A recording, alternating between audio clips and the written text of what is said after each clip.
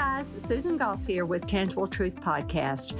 We have chosen for the best of for the month of December some of your favorite podcasts from many of our seasons. Some from season 1, some from season 3, and I can't wait for you to hear them. They're great. God has used this podcast in so many practical ways, and we just hope that you enjoy and learn and apply in tangible ways throughout this season. Love you and Merry, Merry Christmas. See you in January.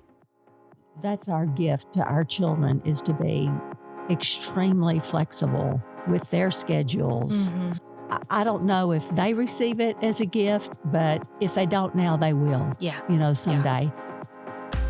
I'm Susan Goss, and as a seasoned therapist of more than 15 years, I'm honored to have had the opportunity to gain so much wisdom from so many people and love passing that knowledge on to others. So join me and some of my favorite friends as we share some tangible truths with you. Hey guys, welcome back to Tangible Truth Podcast.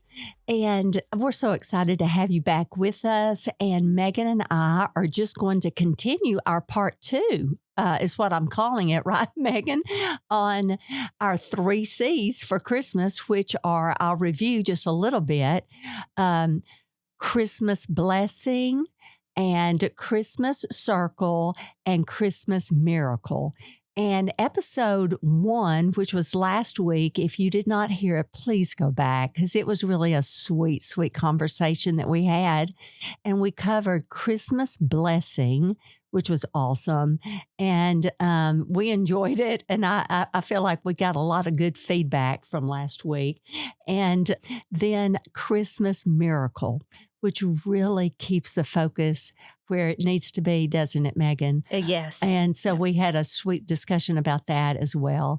And then, so this week, that brings us to Christmas Circle. That's right. And we're excited about talking about that. We talk about it a lot in therapy and all of our sessions because it's really about what we're in control of and what we're not.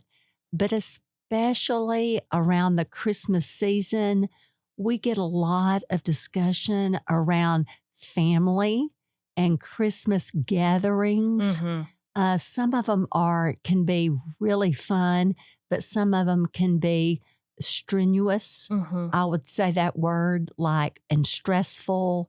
Some family members who you may have not seen in a long time, some family members that may have gotten estranged from each other, but yet, are they coming home for Christmas? Will we all be together? How do we handle that? All of those kind of things.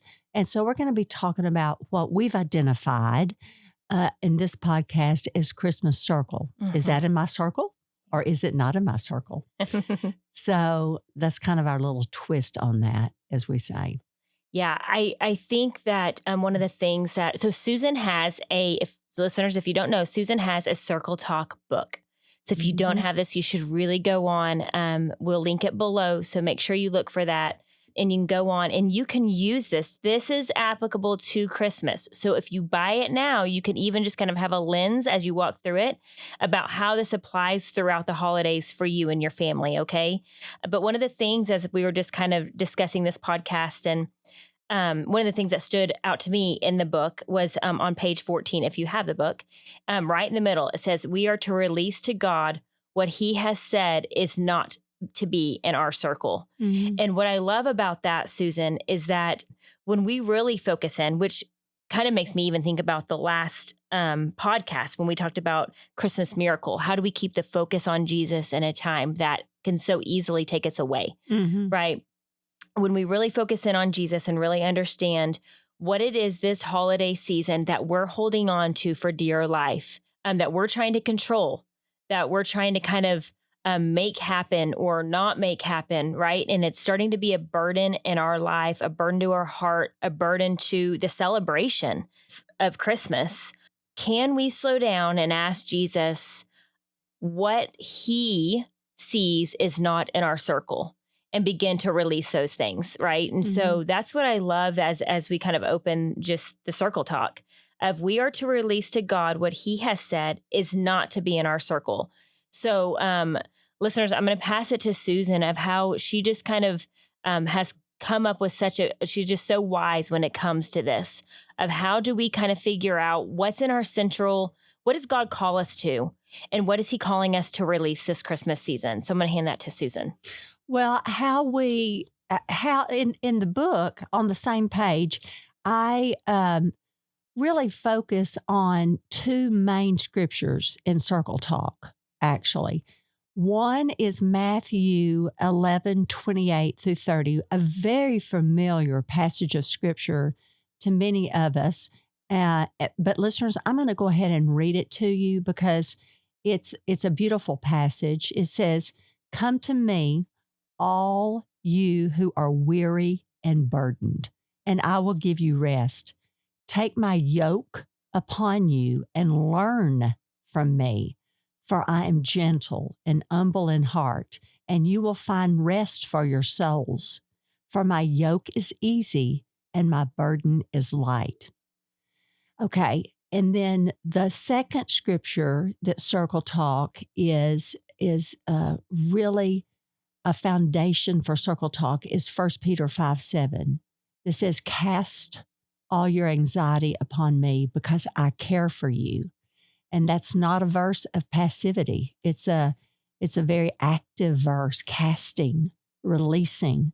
And we're just not good at releasing things. We're just really not that great at releasing. We tend to want to hold things and control things and fix things.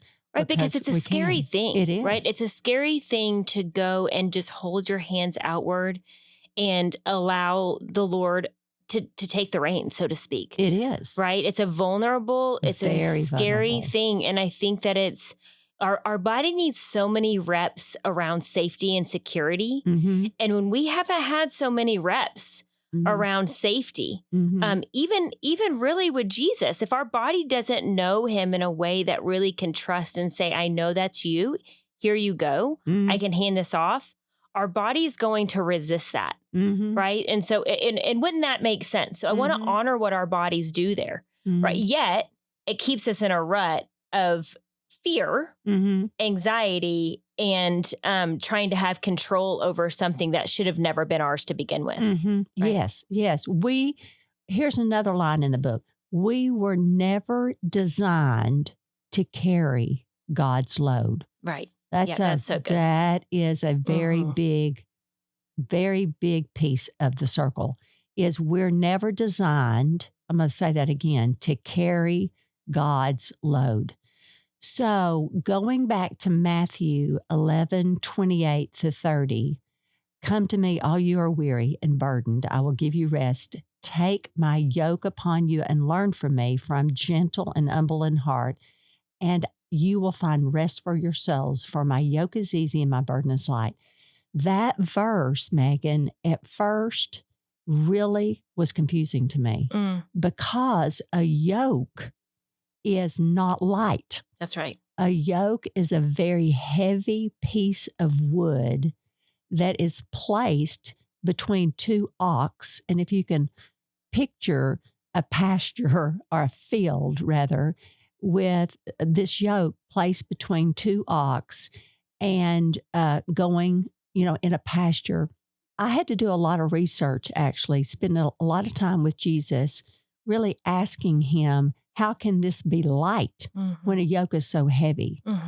And around the issue of control, what he revealed to me years ago, very sadly, but I'm very grateful for, is he said, it's about you, Susan. Wow. You are holding on to the reins and not letting me hold on to the reins. And when Susan Goss is holding on to these reins, holding on to the reins, going through the field, it is a heavy burden. Yes. Heavy burden.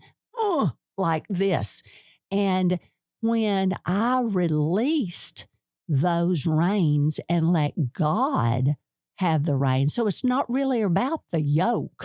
It's more about who's in control, who had the reins going through the field. My issue I'm still going through what I'm going through. Circumstances are still there, but God is with me. That's right. Going through, and I release those reins to God. Now this verse is the most beautiful verse ever, because now he says, learn from me. I am gentle. I'm humble in heart. You'll find rest for your souls. Now the yoke is easy. The burden is light, because it's not me holding the reins. It is God holding the reins. Yeah. Now it's beautiful. You know, I even as you read that, the next line that you say in the book is, when we hold on to the yoke, it manifests itself as weariness, exhaustion. A burden is too great to bear, right? And so I'm just thinking about this holiday season. As we kind of start to figure out, what is it that I need to hand the reins over in? Or what is not in my circle? Right? And I start to hand the reins to Jesus. I'm really curious, listeners, if we can really dive into this, even if our circumstances don't change, even though life is still going to be hard, and even though those things are still going to maybe be there in front of your face, what kind of different view and lens can we have walking into those circumstances whenever we have given God the reins to that circumstance? Again, the circumstance doesn't have to change. And I think that that's what we get kind of stuck on as human beings. We want the circumstance to change. And I think that even as we were talking, listeners, about this podcast, I think the holiday season can be tricky sometimes, because, joy, hope, it's plastered everywhere. It's plastered all around us, right?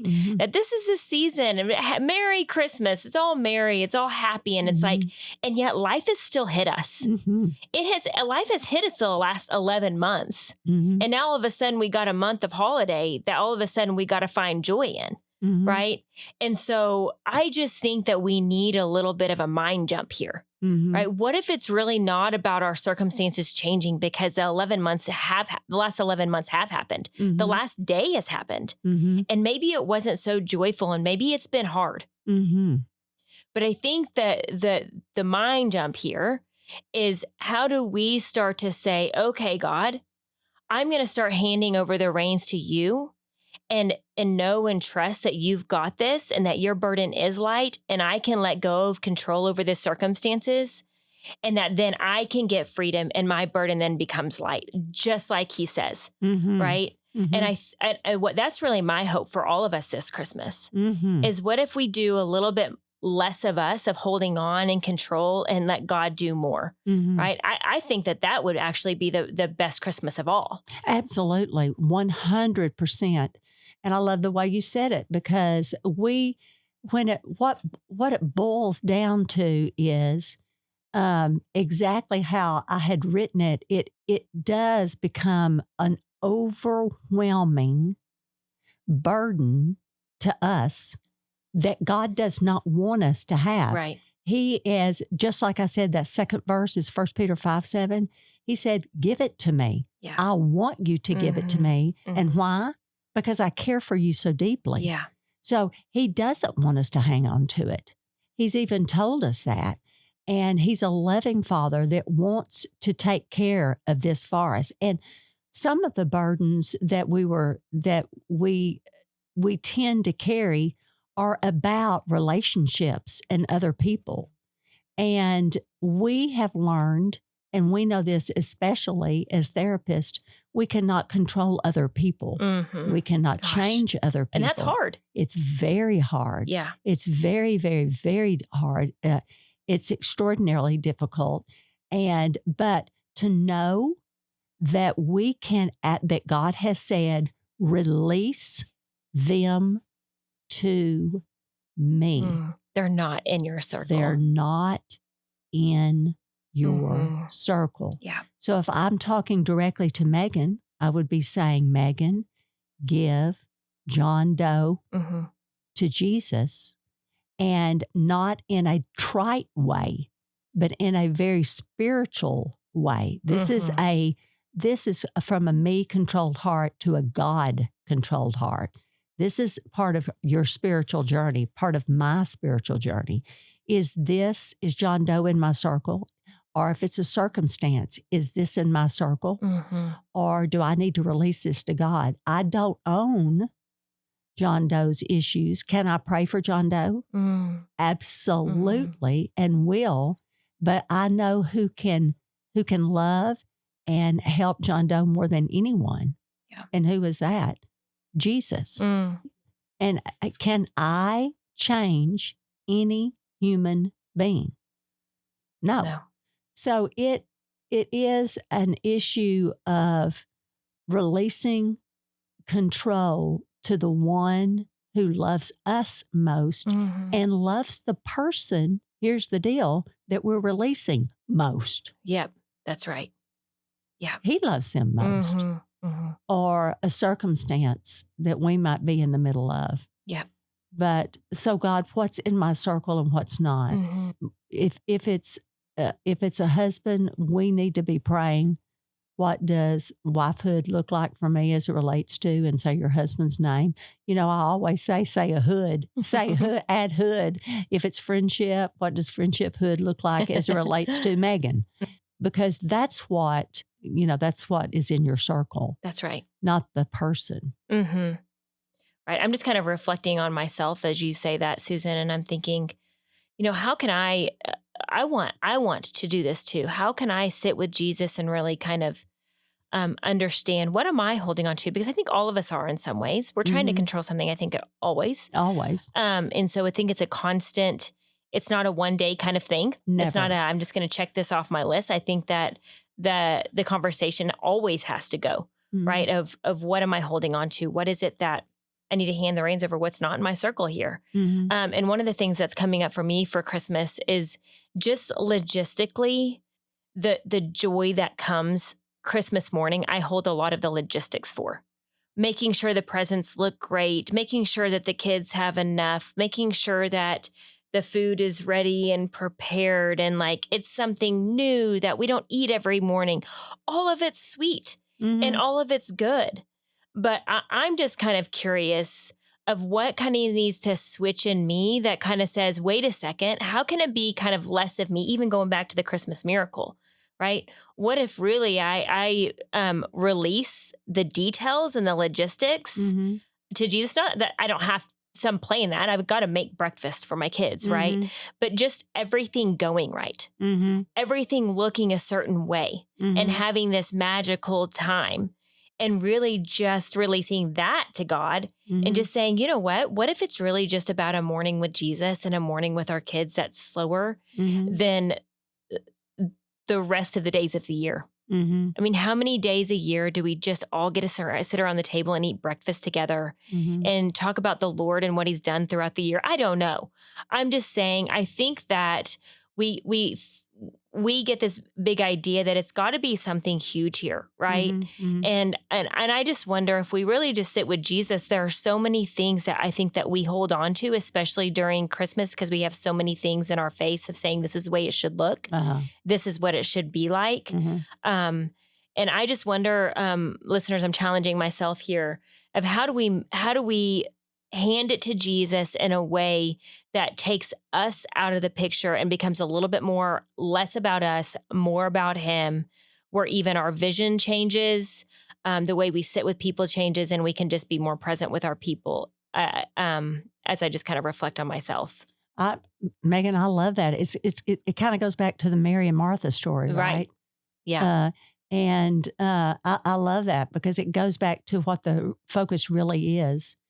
And again, we're going to repeat what we did the last thing. It's okay to do family traditions. That's right. And if you really do a lot on Christmas morning and you want certain things to be a certain way, it's okay.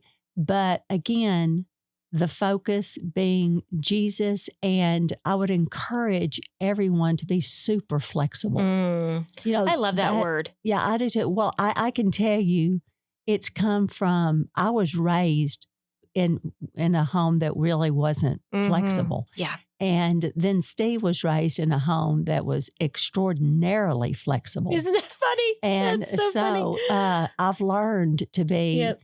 extremely flexible Mhm. with having two adult, sons with already family and children. I want to be, that's what I've learned. I've learned that Steve and I, that's our gift to our children, is to be extremely flexible with their schedules Mhm. so that we're not at all rigid. And so I don't know if they receive it as a gift, but I feel like if they don't now, they will, Yeah. someday. I know that that's so important to Mhm. be flexible and to be open handed. Steve says something, and I've repeated it on the podcast numerous times, but hold all things loosely. If you hold all things loosely, man, does that help with Christmas circle? That's right. Because then when you hear from God, it's easy to release. Mhm. Hold all things loosely. And I say that in my head all the time, but I do want the listeners to know what Megan said. It's not a one-time thing is very, very true. Honestly, I want you to know I do circle talk in my head every Mhm. day. Yeah. Every day. I'll say, is that in my circle? And if it's not in my circle, it's not my circle. Right. I release it. And so Because if we don't in those moments, and I think the danger here is that whenever we don't, if we continue to hang on to the reins mm-hmm, and we become exhausted and weary, mm-hmm. we also become less flexible. Exactly. Right? And so Totally. so then it all comes and intersects one way or another, right? And so then we kind of we can implode in those places. I know I do. Exactly. Right? Me too. And so full permission, listeners, to really just sit with Jesus and figure out, first of all, what is going to be your Christmas blessing this year? Exactly. What is going to, how are you going to kind of focus in on the Christmas miracle this year for you and your family? And how are you going to stay centered on Jesus and kind of cast out to the Lord what's not inside of your circle? And that's your Christmas circle, right? That is a perfect way to wrap it up. Yeah. That's a perfect way to wrap it up. And we hope that this has been meaningful, what we've identified kind of as the 3 C's. And so for this season, and we love you guys. We wish you a very, very Merry Christmas and Merry Christmas and Happy New Year. Merry Christmas and Happy New Year. That's right. Love you. Bye-bye.